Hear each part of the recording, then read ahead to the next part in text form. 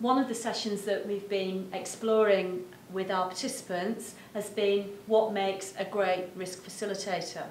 And one of our participants actually devised this method of asking their colleagues to draw pictures of some of the things, some of the qualities, some of the attributes of a great risk facilitator. And I just want to share those with you because I think Penny and I probably couldn't have done a better job if we'd scripted this ourselves. So I just wanted to share the work of the group.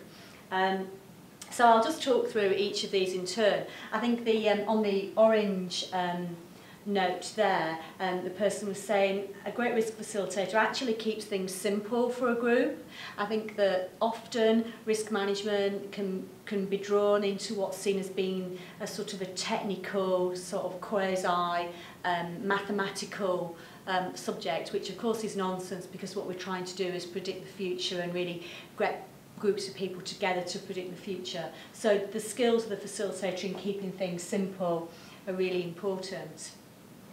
Some lovely ones here that we're all on the same theme, that really saying that, you know, as human beings we've got 2 ears and 1 mouth and we should use them in that proportion. So here we've got someone who's got really large ears and is sort of open to what's going on. And this is a similar thing here, a bit of a smiley face, but then some ears on the side, just to really hit home that the great risk facilitator is a great listener and can really listen, you know, in the traditional sense of hearing, but I think also linked to that have the sort of radar that can sense what's going on in the group, how people are feeling, if they're low, if they're high, just really have those antennae to pick up what's happening in the group. And there's a lovely little picture here of what was described as some sort of alien, and that, you know, as a Martian or something, that there's, you know, antennae that pick up really all the sensors, everything that's happening in the group, and, you know, really important for facilitation. Here we've got lots of question marks, so that a great risk facilitator asks lots of questions, reframes points that the group make, maybe as questions to keep the conversation going, open questions, not closed questions. So one of the things that we would always encourage people to think about, evening saying, you know, not do you have any questions, but what questions do you have? Much more open, and so just asking questions and being able to think of those questions and frame them, and also as a way of keeping the group engaged. So we had a lovely example this afternoon of where one member of the group had sort of wandered off and wasn't concentrating, wasn't being disruptive, but the person who was facilitating just spotted that and then very gently, you know, said the person's name and engaged them with a question, and that was really powerful. This is a nice one. So here we have, it took a while for people to guess what this was. So here we've got a bed with a person laying in it, and it's a hospital.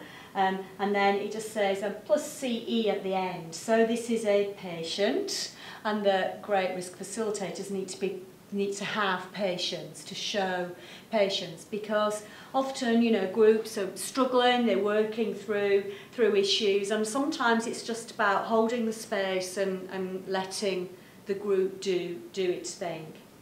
So patience is really important, particularly when people have lots of ideas. Little sticky notes here, because they're often used in facilitation to help people capture ideas and stick them up. So lots of sticky notes. Lots of sticky notes that will go into a process, and, you know, and that there is a logical structure, and the great risk facilitator does understand what it takes to make each step in this process work well. On paper it can be seen to be a very logical, rational process, but the reality is that we're trying to get groups of human beings to predict the future, and there's nothing rational or logical about that. It's about really harnessing the power of the group to work through this in a very action-oriented way.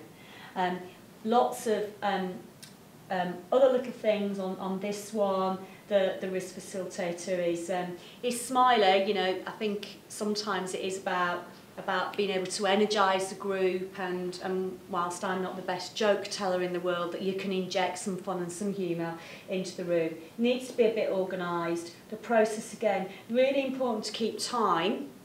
And this person suggested that great risk facilitators also would bring chocolate or other suitable bribes, if you like, for the audience. Also here, this is intended to be a crossed swords, in just recognising that in these sessions you may well have conflict between different people in the group, and so the great risk facilitator knows how to really turn the energy from that conflict into a positive. And I think, you know, positive is the overriding word here. Great risk facilitators do stay positive themselves and help the group stay positive, even though the group are identifying and trying to manage things that, if they happened, might be bad for them. So, what makes a great facilitator? Some ideas.